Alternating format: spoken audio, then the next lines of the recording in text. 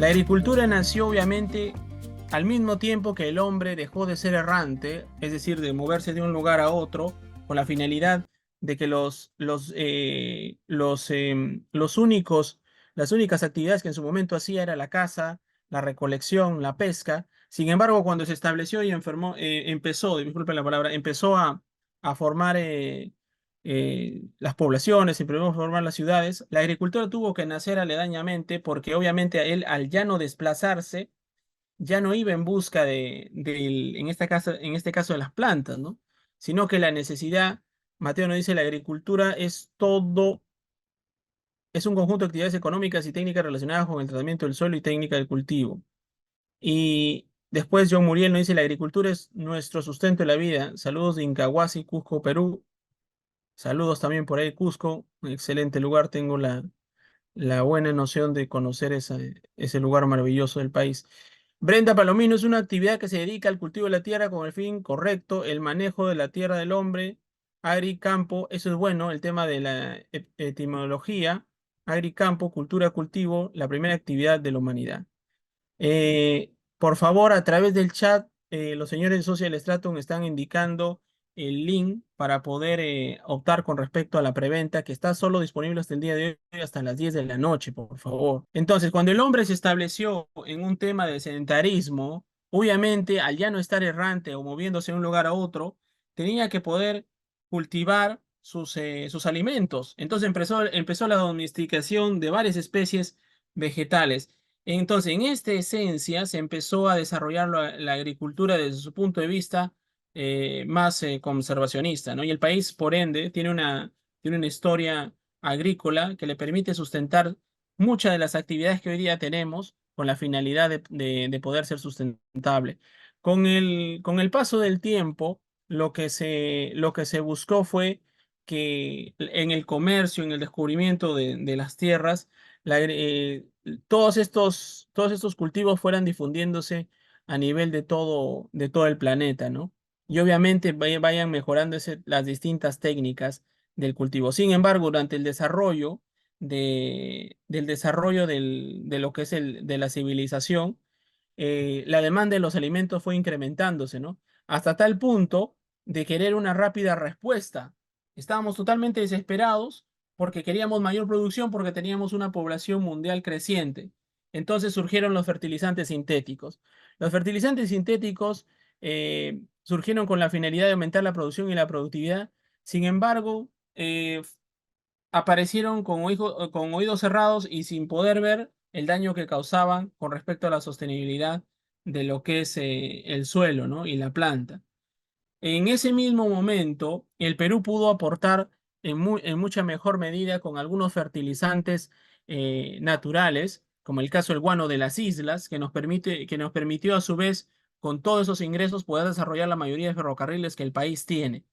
Sin embargo, el guano de las islas es el abono natural por excelencia, pero no tuvo una repercusión muy importante con respecto a los fertilizantes sintéticos y además que su extracción, así como también su disponibilidad, no era tan competitivo con los fertilizantes sintéticos. En la actualidad, la agricultura orgánica busca tener una posición dentro de un sector diferenciado que, que permite tener ese desarrollo ecoamigable y en su medida eh, poder entrar a los distintos productos, paltas, espárragos, arándanos, caña de azúcar. Generalmente no se limita a ninguno de ellos, ¿no? Somos productores por excelencia de lo que es el cacao, el café, lo que es, por ejemplo, el jengibre o lo que es el quión, que durante la pandemia llegamos a niveles muy altos de lo que es la producción de jengibre a nivel orgánico, en la parte de lo que es Junín o en la parte central de lo que es el país. Entonces, la agricultura, para poder centrarnos, fue un invento humano, ¿no? Frente a la necesidad, porque ya no estábamos prácticamente mudándonos o ya no estábamos caminando o ya no estábamos buscando eso. Nos establecimos y necesitamos tener ese sustento. Entonces, la agricultura, como dijo uno de sus compañeros, viene de agri y viene lo que es cultivo, ¿no? Y es este conjunto de esas actividades económicas o todas estas actividades agrícolas que nos permiten tratar el suelo, ¿no? La agricultura busca tratar el suelo porque tiene que ser sostenible, más aún si tenemos cultivos, en este caso, perennes, ya sea como una caña de azúcar, ya sea como, por ejemplo, algún frutal que básicamente van tras campaña, perfeccionando, tratando de evitar los errores que se puedan tener, ¿no? Entonces, si no tenemos una sostenibilidad en el suelo, si tenemos un suelo degradado, que no nos va a permitir tener los nutrientes, obviamente, de que cada campaña va a ser desastrosa una vez que otra. Entonces, los abonos orgánicos ahí son sumamente importantes, porque básicamente en el Perú la realidad es de que la costa peruana es un suelo cuya textura es 100% arenosa, más allá de la diferencia de poros, puede ser macro, micro o mesoporos a nivel de arena. eh, la realidad es que la utilización de los abonos orgánicos es de suma importancia porque mejoran la estructura. Muchas de las empresas agroindustriales establecidas dentro de lo que es los distintos proyectos de irrigación han podido desarrollarse gracias a la aplicación de abonos orgánicos, generación de compost, generación de lo que es vermicompost. Entonces, toda esta agricultura ha podido ser sustentable porque han ido cambiando lo que es la estructura del suelo.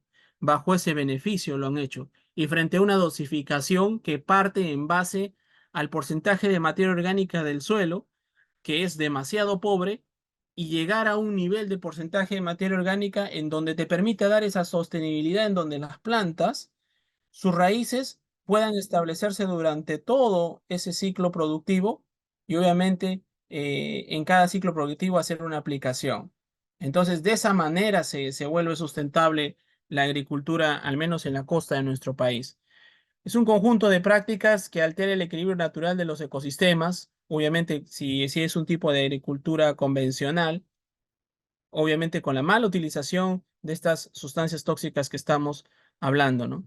Entonces, dentro del proceso agronómico o la agricultura, los parámetros que podemos tener, existen distintas técnicas que siempre deben ser ecoamigables o tienen que estar entrelazadas con la producción de abonos orgánicos o biofermentos líquidos.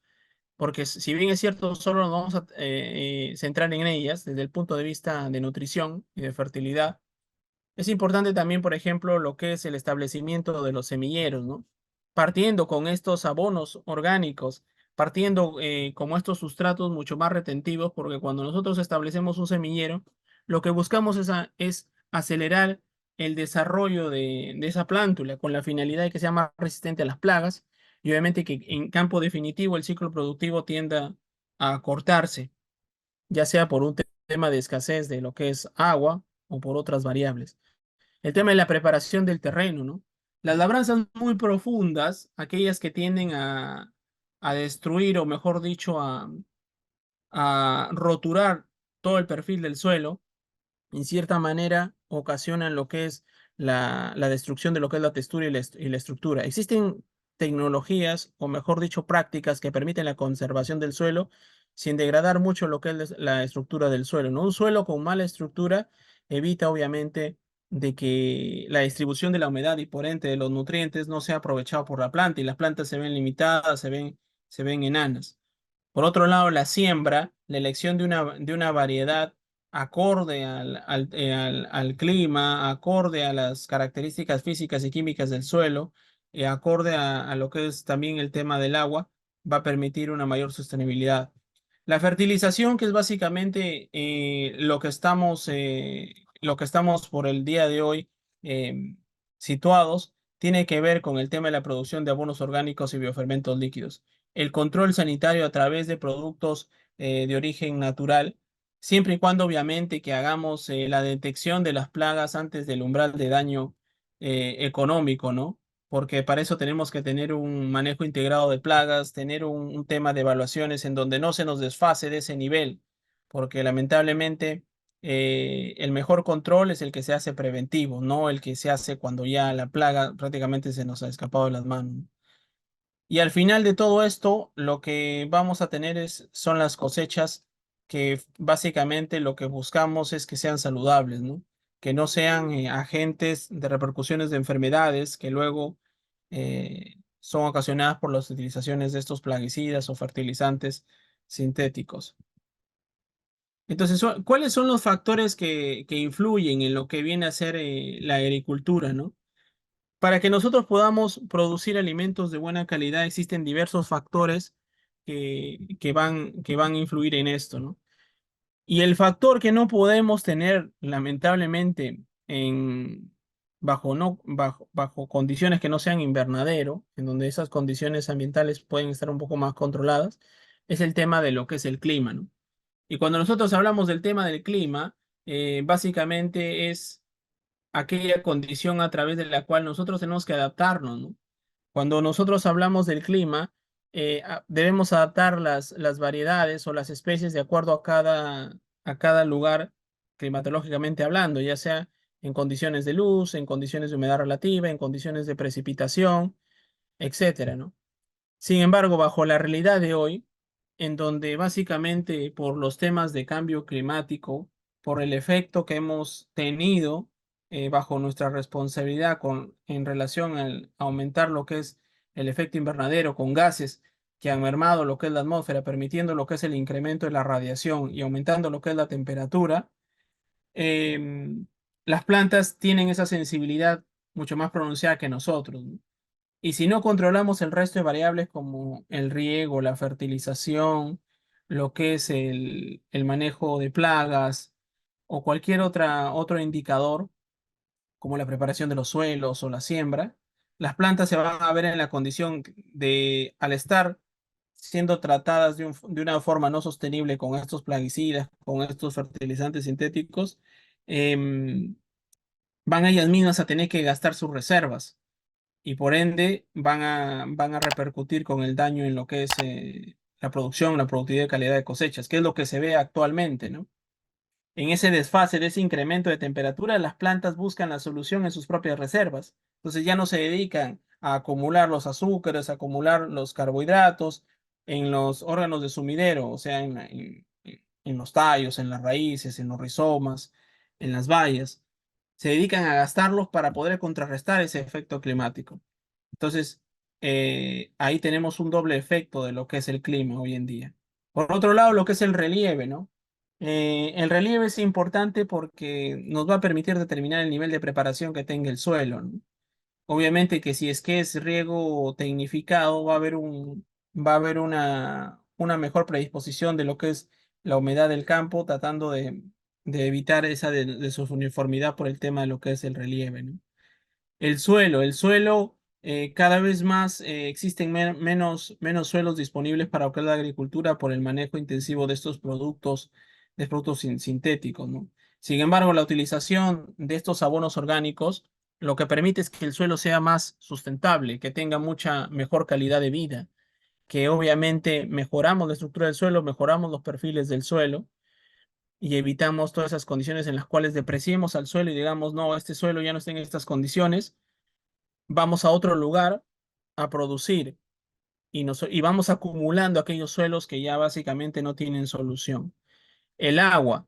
El agua es otro factor, obviamente, porque el agua, ya sea en cualquier fuente, ya sea un pozo o ya sea un río, siempre tiene una carga mineral, ¿no? Y esta carga mineral va a hacer que se diferencie en la calidad de tipo de agua, ¿no? Generalmente las aguas de los pozos tienen una carga mineral que las vuelve em, o mejor dicho, las vuelve poco favorables para lo que es la agricultura. Sin embargo, existen procesos como procesos de ósmosis inversa que permiten mejorar lo que es la calidad de lo que es el agua, ¿no? Entonces, es importante que el agua que nosotros estemos utilizando, e incluso dentro de los procesos de hidratación que vamos a ver en las elaboraciones del compost, bokashi, vermicompost, o cuando hagamos un té de compost y apliquemos y pongamos el compost ya maduro en una bolsa, como fuera una bolsa de té, y lo sumerjamos en el agua para obtener lo que es el té de compost, debemos asegurarnos que esa agua tenga ciertos factores que lo vamos a ver, que no vayan a involucrar condiciones de salinidad, ya sea sodio, cloro, carbonatos, bicarbonatos, y por ende nuestro té de compost vaya a ser más allá que puede venir de un compost espectacular, pero nuestro té de compost va a tener esas condiciones que al aplicarlo al campo van a aumentar condiciones de la salinidad. Entonces, mucho cuidado con eso. Johnny Guerrero, te escucho. ¿Cómo está, licenciado? Muy buenas noches con todos. Entonces, Noche. existirían, para lo que usted acaba de mencionar, algunos de repente parámetros físico-químicos de un agua de pozo para poder hacer estos, ¿no? El- Estos abonos que usted estaba mencionando para que no se alteren, ¿no? O Exactamente. previamente de repente hacer algún tratamiento para bajar, por ejemplo, la dureza, ¿no? Hay un químico, que se llama ETA, ¿no? Y baja la dureza, eso de... ¿Usted Efectivamente, tiene de repente al alcance para que nos pueda compartir de repente esos parámetros físico-químicos que se necesitan del agua para poder hacer estos preparados? cuando nosotros vamos a ver lo que es la producción de biofermentos, acuérdate que los biofermentos vamos a aplicarlo vía foliar, y cuando vamos a ver la producción de lo que es el biol, lo que es, perdón, el té de compost, vamos a hablar de un análisis de agua. Vamos a hablar de un análisis de agua y en el análisis de agua vamos a ver los parámetros ideales en los cuales este análisis debe tener para poder Ya, entonces, utilizarlo ¿cómo? en la aplicación. Lógico. Y no solo en los biofermentos y no solo en las aplicaciones foliares. Hay que acordarse que durante el trabajo de elaboración de un bokashi o durante el trabajo de elaboración de un compost, para evitar un tema de elevada temperatura necesitamos hidratarlo. Dentro de la experiencia, muchas veces el establecimiento de las zonas de compost se han tratado de utilizar aguas de buena calidad. Eh, Les puedo compartir una experiencia en donde fui jefe de preparación, en este caso del área de compostaje del grupo Gloria. Tuvimos que cambiar la fuente de agua de un pozo cercano a lo que es el ingenio de Cartavio y utilizar lo que es el agua propiamente dicha del ingenio. Porque dentro de lo que es la analítica del agua, encontramos niveles, por ejemplo, como el rango de absorción de sodio, que tiene que ver con el contenido del sodio, que lo único que hubiera hecho es aumentar el sodio por favor, si, silencien su micrófono. Entonces, aumentar lo que es el sodio en el compost. Entonces, ¿qué estaríamos produciendo? Un compost con altos niveles de sodio. Eso sería una barbaridad aplicarlo en lo que es el campo. Entonces, efectivamente, lo que vamos a hacer, disculpen, lo que sí, ya activé el audio, disculpen. Lo que dice Julio César es correcto.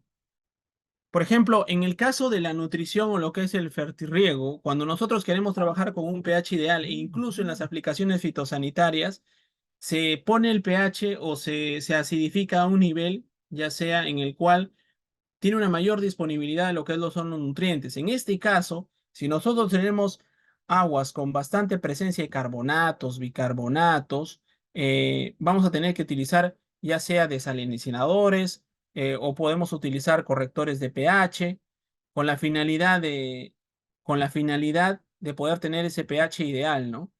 Pero todo parte del hecho de analizar el análisis de agua, ¿no?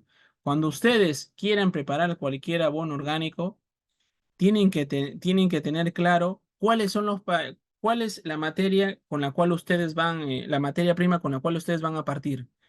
¿Cuál es el análisis químico de esa materia prima, ¿no? En segundo lugar, ¿qué tipo de agua van a utilizar? Porque muchas de estas producciones de abonos orgánicos necesitan rehidratarse. Ustedes necesitan bajar la temperatura, necesitan dar las condiciones idóneas a los microorganismos que están trabajando ahí. Porque ustedes al final lo que quieren es un abono orgánico que tenga esas condiciones que en el campo ayude al tema físico, ayude al tema químico. No necesitan aplicar algo que está dentro del plan o está dentro del presupuesto, ¿no? Entonces, desde el punto de vista técnico, esa es la idea. Y también, si es que aplican el biofermento a través de una dilución, es necesario tener este análisis de lo que es el agua.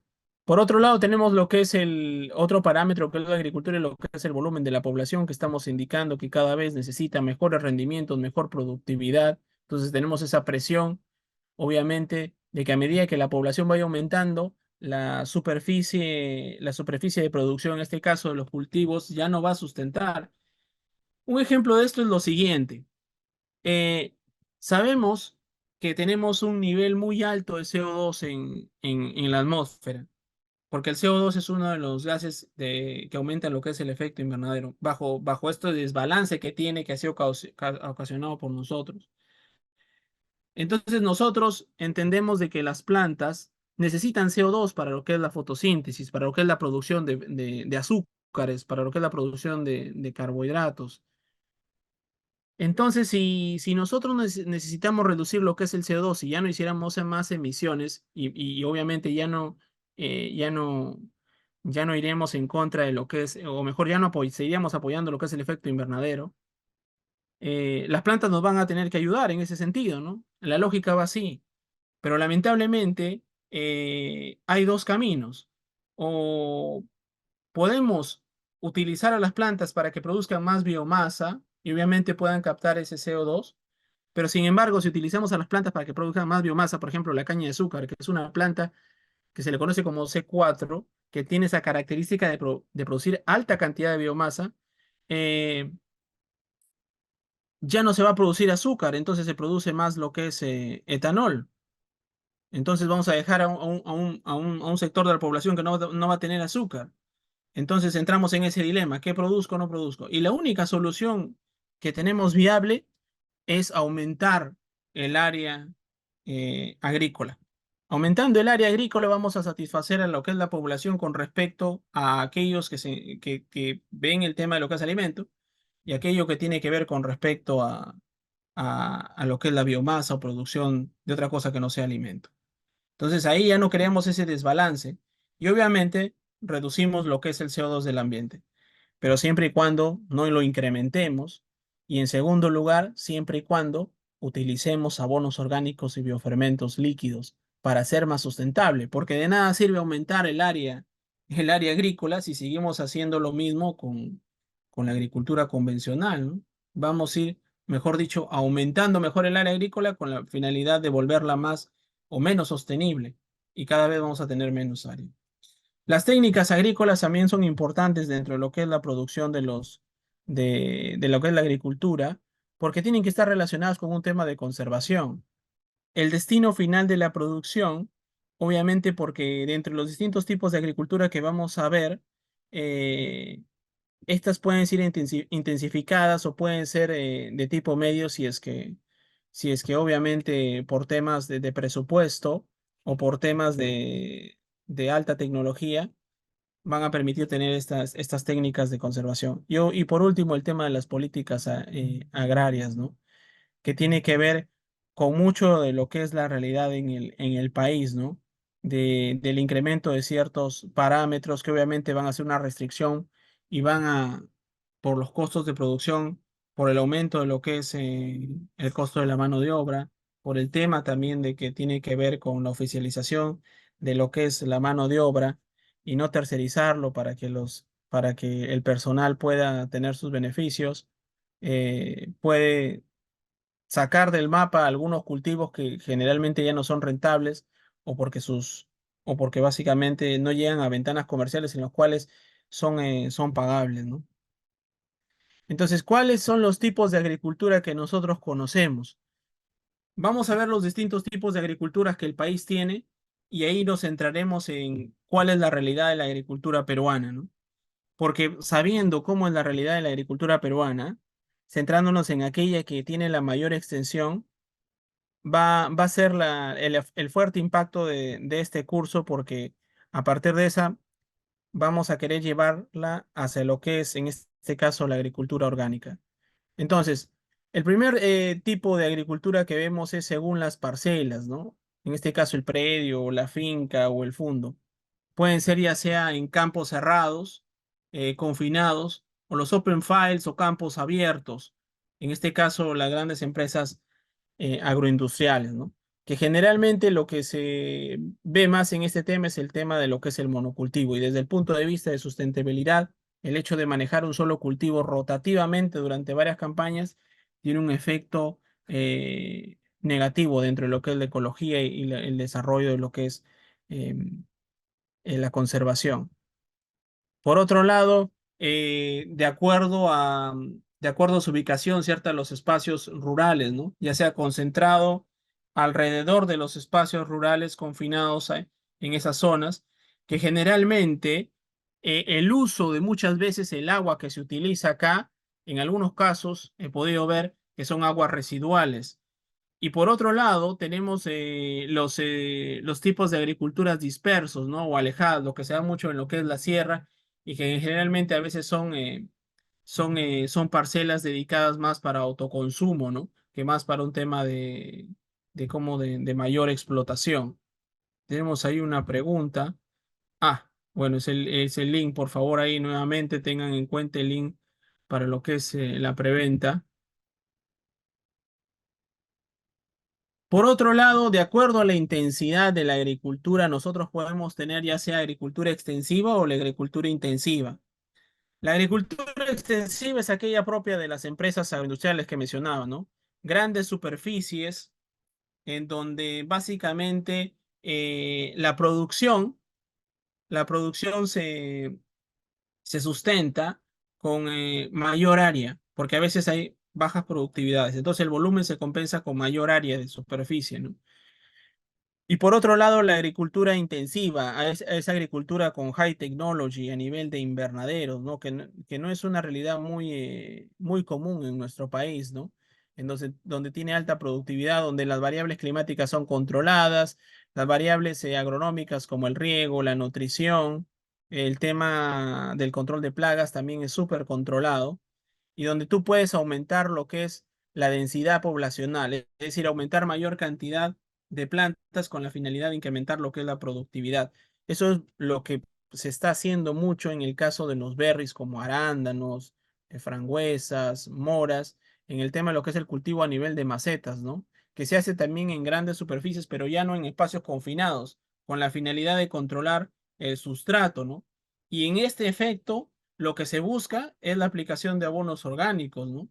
Porque obviamente estos abonos tienen una mayor retención, una mayor higroscopicidad, o sea, retienen más fuerte lo que es el agua, retienen mejor los nutrientes y eso es lo que se está buscando actualmente. Entonces llegamos a otro tipo de agricultura que tiene que ver la agricultura moderna. ¿Y cómo podemos conceptualizar nosotros a una agricultura moderna hoy en día en el país, ¿no? Entonces, una agricultura moderna es una agricultura que va a depender totalmente de lo que es la tecnología, ¿no? Tanto para lo que es la formatería o la subida de lo que es la información, que se conoce como digitalización y obviamente el acceso de esta Big Data a través de lo que es la nube y obviamente con la finalidad de manejar lo que es la gestión de la información y esto lo que tiene que ver con el manejo también de grandes extensiones de terreno, ¿no? Por otro lado, la agricultura intensiva tiene que ver con un método de producción agrícola que es el uso intensivo de los medios de producción, por ejemplo, como la siembra, ¿no? Es decir, producir mayor cantidad, pero en menos superficie, ¿no? Entonces ahí hay un control muy, pero muy intenso con respecto a todos estos componentes, fertilizantes, agroquímicos, semillas seleccionadas, lo que es el volumen del agua. La agricultura, por otro lado, extensiva, tiene que ver con un sistema en donde no se maximiza lo que es la productividad de lo que es el suelo. Como habíamos mencionado, lo que se busca es mayor área que pueda compensar esa producción. Por otro lado, dependiendo al tipo de riego, podemos tener agricultura de secano, en donde dependen obviamente del agua y las lluvias sin riego artificial, o con riego artificial o con el uso de riego tecnificado, ya sea sistema de riego por goteo, sistema de riego por pivot. Existen este tipo de agricultura, ¿no? Ahora, dentro de lo que es los sistemas de cultivos, para lo que es la sostenibilidad, en este caso de la cuestión ecológica, existen los policultivos o la asociación de distintos cultivos en una misma superficie, siempre y cuando viendo la interrelación también de los control de los patógenos, plagas o enfermedades para evitar, obviamente, el cruce entre distintos estadios y que esto pueda ser mucho más perdurable en el tiempo. Y por otro lado, el tema del monocultivo, ¿no? que también, si bien es cierto, es nocivo porque permite el establecimiento de las plagas, enfermedades, en cierta manera también degrada lo que es el suelo.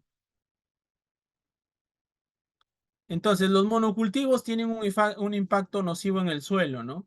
En primer lugar, porque obviamente la preparación del suelo va a ser la misma campaña tras campaña, o mejor dicho, cada vez que se renueva el campo. Entonces, va a impedir obviamente que las condiciones físicas del suelo puedan mejorar. En cierta manera, va a reducir lo que es la infiltración de lo que es el agua y obviamente el suelo se va a ir degradando cada vez más. Y cuando los suelos se degradan, o cuando los suelos son depreciados, o cuando los suelos básicamente se les baja el dedo, eh, son abandonados, ¿no? Porque obviamente sus medios para poder regenerarlos o para poder mejorarlos son costosos, ¿no?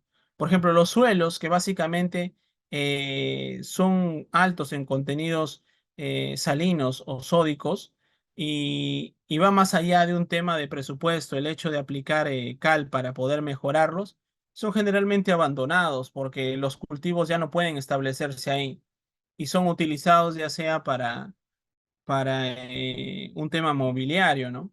Más allá de que las condiciones del establecimiento de la parte de los cimientos de las edificaciones tengan que ver con una adaptación de esta condición, pero del punto de vista de agricultura son relegados, son olvidados y básicamente son vendidos o cedidos para este tipo de fines.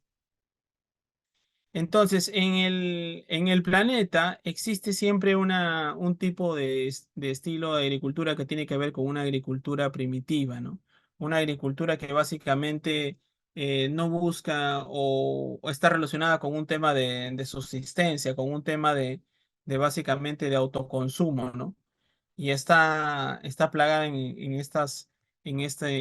esta coloración más o menos en estas partes de lo que es el planeta. Tenemos ahí una pregunta. No, no, Julio, no es recomendable lo que es el monocultivo. Lo más recomendable dentro de lo que es la sostenibilidad de la conservación del suelo es la rotación de lo que son los cultivos. Cuando tú tienes monocultivos, las plagas tienden a crear resistencias, permiten establecerse mejor sus ciclos de desarrollo, ¿no? Al igual que también no es recomendable tener monocultivos, por ejemplo, me podrá decir, ingeniero, pero yo tengo un monocultivo en el cual tengo 5, 6 o 7 variedades. Desde el punto de vista comercial con respecto a productividad, en lo que es cosecha sí es rentable, obviamente, para ti, pero sigue siendo igual un monocultivo porque es una sola especie, más allá que tenga diferentes tipos de variedades. Por otro lado, tenemos una agricultura de subsistencia, ¿no? Y básicamente en la región amazónica, dentro de lo que es la agricultura de subsistencia, se puede observar lo que es la tala indiscriminada en lo que es las áreas forestales con el establecimiento de algunos cultivos, por ejemplo, como el caso del café. Sin embargo, tengo entendido que la Unión Europea, más o menos a partir del 1 de enero del 2025, va a solicitar a los productores de café y de cacao, si no me equivoco, cultivos que estén bajo condiciones de sombra, o sea, que no vayan en contra de lo que es la deforestación. Entonces, eso es lo que busca también la sostenibilidad, algunos mercados, algunos sectores, ¿no? No yendo en contra de lo que es la tala indiscriminada de estas especies forestales. Entonces, ¿dónde tenemos la ubicación de lo que es la agricultura de subsistencia, lo que es la anterior, ¿no? En la región de América del Sur, en la región del África Central, en una parte de lo que es el Asia y una parte de lo que es Oceanía, en lo que es Australia. Entonces, tenemos otro concepto con respecto a lo que es la agricultura tradicional. Y la agricultura tradicional tiene que ver con una agricultura que básicamente lo que hace es que cada ciclo de campaña, entre una campaña y otra, lo que se hace es repetir las mismas prácticas culturales, ¿no? La misma forma de riego, la misma forma de aplicación de fertilizante, incluso las mismas dosificaciones. Si tengo que aplicar 25 toneladas por hectárea de un compost, una campaña, en la próxima campaña también aplico 25 toneladas. Si tengo que aplicar 3,5 litros en este caso de biol por cada 200 litros de agua, vuelvo a aplicarlo lo mismo. Entonces, es más que nada una agricultura de subsistencia, ¿no? Que se caracteriza porque se desarrolla en pequeñas áreas, ¿no? Entonces, lo que se hace es predominar el policultivo, ¿no? Básicamente hortalizas que son para el consumo diario, ¿no? Y es en donde la falta de renovación o la falta de nueva tecnología o la falta de nuevos conceptos hace de que los rendimientos sean decrecientes. Obviamente, el establecimiento de las plagas, el establecimiento de las enfermedades, se hace un continuo en campaña tras campaña, ¿no? Entonces, la agricultura tradicional es una agricultura de generación en generación, ¿no? Es una agricultura de conceptos o ideas básicamente ancestrales. Y llegamos a la agricultura que a nosotros nos interesa desarrollar y por eso estamos en este curso que tiene que ver con la agricultura orgánica, ¿no? Y la pregunta sería, ¿qué entienden ustedes por agricultura orgánica, no? ¿Estamos en un curso de producción de abonos orgánicos porque queremos hacer una agricultura orgánica o porque queremos elaborar abonos orgánicos para venderlos? Pero ya sea como consumidores o ya sea como productores, al final vamos a querer hacer una agricultura orgánica. Entonces, ¿qué es una agricultura orgánica? Hago la pregunta. A ver, ¿quién desea participar? Levanta la mano y escuchamos su opinión, ya sea por micrófono o ya sea por el chat.